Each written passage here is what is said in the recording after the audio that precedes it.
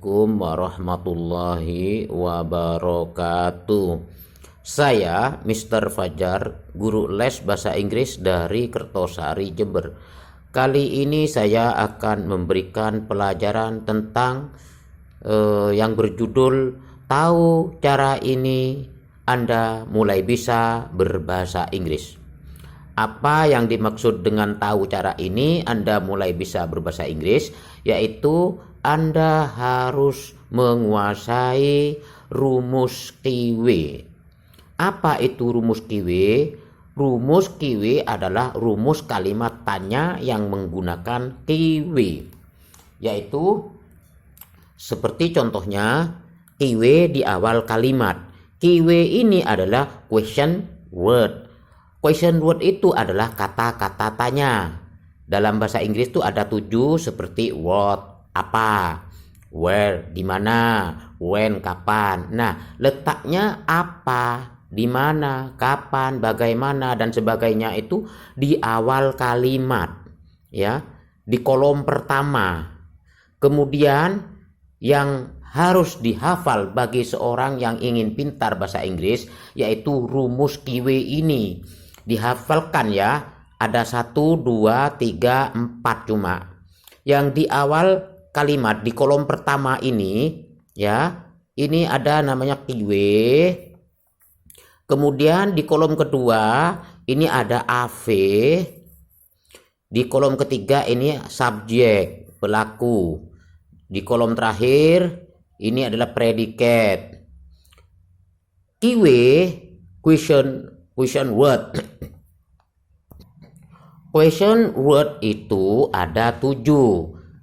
Kalau Anda memang ingin cepat pintar berbahasa Inggris, dihafalkan 7 Kiwi ini.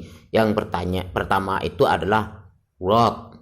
What tuh langsung dihafal dengan artinya apa. Yang kedua adalah where, yang artinya di mana. Ini dihafal. Yang ketiga when, artinya kapan. Lalu yang keempat adalah why, kenapa. Which, yang artinya yang mana.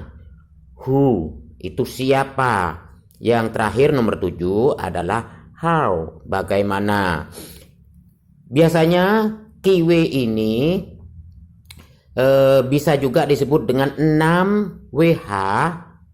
Maksudnya ini ada WH 1, 2, 3, 4, 5, 6 WH ditambah 1 H, karena nomor 7 ini tidak ada W.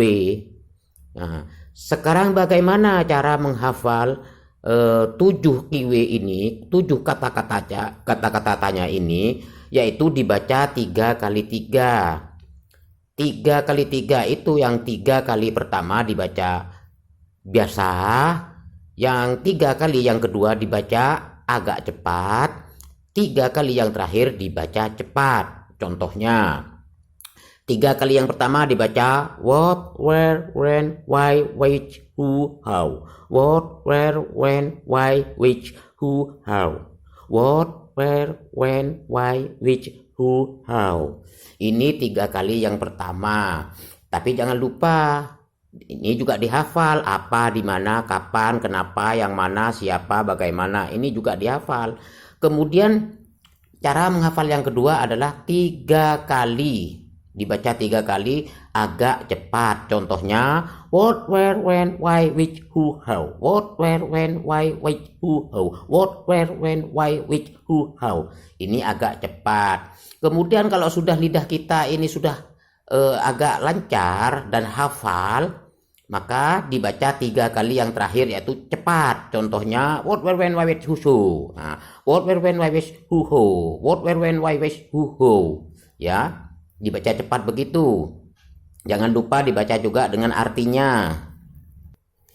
Ini yang dimaksud dengan question word, yaitu kata-kata tanya. Letaknya ini 7 Kiwi ini adalah di awal kalimat kalau dalam kalimat tanya, yaitu di kolom pertama. Yaitu di kolom pertama ini Kiwi. Kolom di kedua nanti diisi AV. Apa itu AV? AV adalah auxiliary verb, yaitu kata kerja bantu. Kata kerja bantu itu ada 11. Ya, ada 11 kata kerja bantu itu. Yaitu to be. To be ini ada 3, yaitu is, am, are. Bagaimana cara menghafal to be tiga to be ini? Pokoknya ingat waktu tamat SMP adalah SMA. Anda ingat SMA berarti ingat to be is, am, are. Jangan dibolak-balik setelah is, setelah am. An begini aja, is, am, are gitu aja, kan gampang. Kemudian AV yang kedua ini ada to do. To do itu dibagi 2, do dan does. Ini ada 3, di sini ada 2, berarti jumlahnya sudah 5. AV keseluruhannya itu ada 11, yaitu 11 AV. Terus AV bagian yang ketiga adalah model. Kalau ditulis di sini modal. Apa saja itu? Shall, will, can, might, must. Shall ini artinya akan. Will artinya akan. Can diingat ya, can bisa. Might boleh. Must harus. Ya. Bagaimana cara menghafal ini supaya cepat lancar? Ya seperti tadi caranya, yaitu 3 dibaca 3 kali 3. 3 kali yang pertama lambat. Shall, will, can, might, must. Shall, will, can, might, must. Shall, will, can, might, must. Dibaca 3 kali lagi yang kedua agak cepat. Shall, will, can, might, must. Shall, will, can, might, must. Shall, will, can, might, must. 3 kali yang terakhir dibaca cepat. Shall, will, can, might, must. Shall, will, can, might, must. Shall, will, can, might, must. Begitu. Shall ini akan. Pokoknya diingat ya. Jangan hanya dihafal ini tok. Ini 5. 1, 2, 3, 4, 5. Di sini 5 ditambah 5 10. Kemudian yang terakhir adalah have. Have di sini mempunyai arti sudah, bukan punya. Kalau dalam kalau masuk ke AV, auxiliary verb ya, masuk kata kerja bantu. Letaknya ini keseluruhannya 11 AV ini letaknya di kolom kedua, yaitu di kolom AV sini ya. Kalau di kiwi ada word, mungkin ada where nanti. Sedangkan di kolom AV mungkin ada is, mungkin ada am, atau ada do, mungkin ada will, can di sini ya. Kemudian saya akan menjelaskan subjek. Subjek adalah pelaku, yaitu orang yang melakukan. Siapa saja subjek itu? I, saya.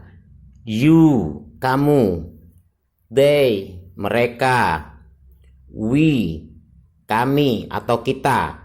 Kemudian untuk orang ketiga tunggal seperti he, itu dia, tapi untuk laki-laki. Kemudian she, dia, tapi untuk perempuan. It, itu artinya ini atau iya, tapi ini untuk benda, tapi juga untuk binatang. Ini subjek ada 7 ya, disingkat 7S, 7 subjek. Cara membacanya bagaimana? I, you, they, we, he, she, it. Cara membaca I, you, they, we ini seakan-akan kita ingat Ayu, Dewi. Kalau ada Ayu pasti yang namanya orang Ayu, Dewi, Dewi, Ayu, Ayu, Dewi. Nah, kalau ingat itu Ayu, Dewi, Ayu, Dewi gitu aja dah. He, she, it. Jadi gampang cara mengingatnya ini. Ayu, Dewi, he, she, it. Ayu, Dewi, he, she, it. Itu aja dah. Letaknya subjek ini letaknya di kolom subjek, yaitu di kolom ketiga. Yaitu di kolom ketiga, yaitu di sini. Kemudian predikat. Predikat ini bisa kata sifat di sini nanti ya, bisa kata kerja. Yang penting Anda ingat rumus kiwe ini adalah kiwe, AV, subjek, predikat. Jangan dirubah-rubah ya. Nah, kalau sudah hafal rumus kiwe, AV, subjek, predikat ini dan tahu cara menempatkannya nanti di kolom pertama diisi apa, kolom kedua, kolom ketiga diisi apa, kolom keempat isi apa, maka kita akan menerjemahkan ke dalam bahasa Inggris itu sangat gampang. Seandainya kita akan bertanya, lalu akan diterjemahkan ke dalam bahasa Inggris, maka pakailah rumus kiwe ini. Contohnya, Kenapa kamu sedih? Nah, untuk menerjemahkan kalimat seperti ini yang diambil kata kenapa dulu. Kenapa itu question word, yaitu what, where, when, why. Berarti why, ya. Why itu artinya kenapa? Letaknya di kolom kalimat, ya. Di kolom ini, di kolom keyword, ya, di awal kalimat ini, ya, di kolom pertama.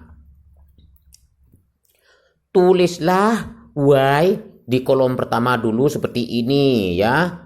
Kenapa kamu sedih? Yang kedua nanti kamu AV-nya kosongi dulu, diisi terakhir nanti.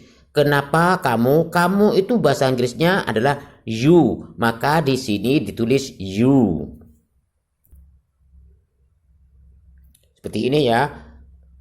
Kenapa kamu sedih? Sedih ini bahasa Inggrisnya adalah sad. Nah, ini kata sifat, predikatnya di sini adalah kata sifat. Setelah sad baru dikasih tanda tanya seperti Arit begini, ya. Cara menerjemahkan kalimat kenapa kamu sedih, tulislah seperti ini dulu. Yang pertama why, kemudian yang kedua you, kamu, kemudian yang ketiga adalah sedih, sad. Nah, AV-nya ini yang terakhir, biarkan kosong dulu. Diisi apa ini AV ini? Apa mau diisi is? Apa mau diisi am? Atau mau diisi do? Atau does? Nah, karena di sini ini adalah sad, ini sedih, ini adalah kata sifat, maka yang digunakan adalah to be, ya, tidak boleh to do. To be yang digunakan.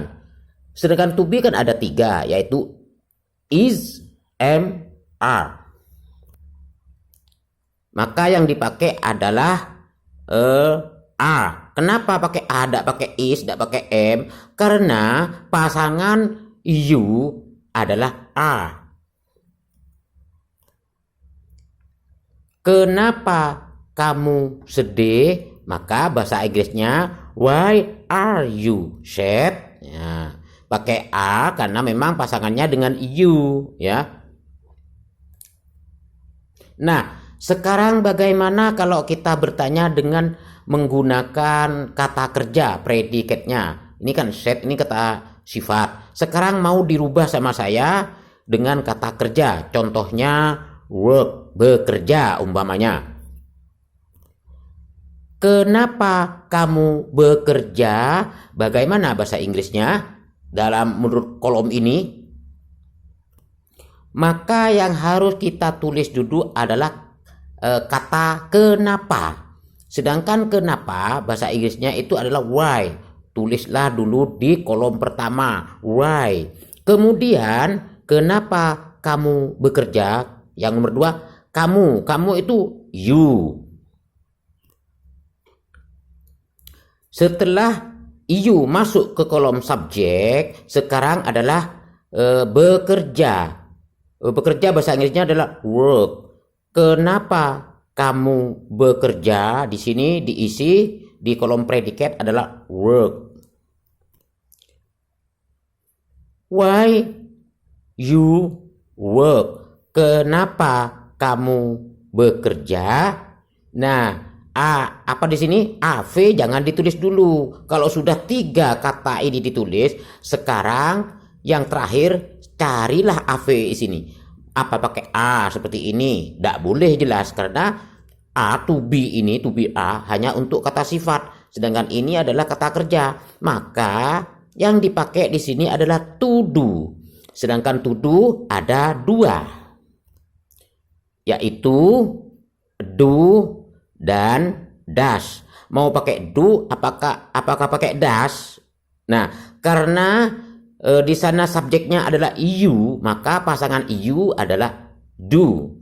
Seandainya di sana itu di kolom subjeknya adalah he, orang ketiga tunggal, maka pakai does, ya. Karena itu pakai you, maka pakai do, memang pasangannya.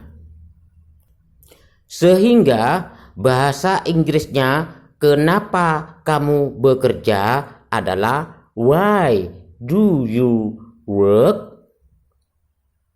Beda kan dengan di atas, perbedaannya hanya AV-nya di atas pakai are, yang di bawah pakai do. Kenapa? Are karena di sini kata sifat sedih, ya. Di sini pakai do, kenapa? Karena predikatnya kata kerja, yaitu bergerak. Orang bekerja kan bergerak. Kalau sedih kan tidak bergerak. Loh, kenapa lagi kok pakai a? Karena memang pasangan you. Seandainya you ini diganti he, kenapa dia sedih? Maka di sini diganti is. Why is he sad? Kenapa dia sedih?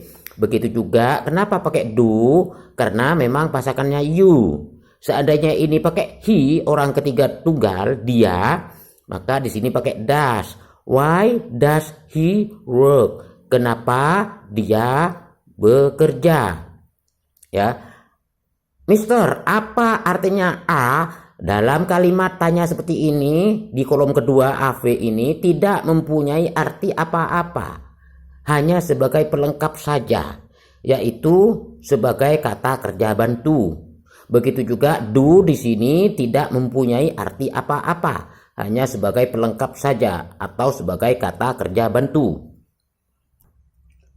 Bagi pemula yang ingin cepat bisa berbahasa Inggris, maka syaratnya harus kuasai betul rumus kiwe ini, yaitu kiwe, AV, subjek, predikat. Hanya ada 4 kolom. Nah, ini belum saya jelaskan masalah kalimat bertanya yang menggunakan rumus kiwe dalam bentuk lampau. Tapi insya Allah saya akan buat video lagi, yang video kesekian ya. Kalau saya jelaskan sekarang, waktunya sudah terlalu banyak, ini sudah 17 menit. Nah, sekarang akan saya jelaskan rumus AV. Kalau rumus AV, tinggal menghilangkan kiwe ini, dihapus ya. Karena dalam bahasa Inggris itu kalimat tanya ada 2 jenis, yaitu kalimat tanya kiwe. Yang kedua kalimat tanya AV.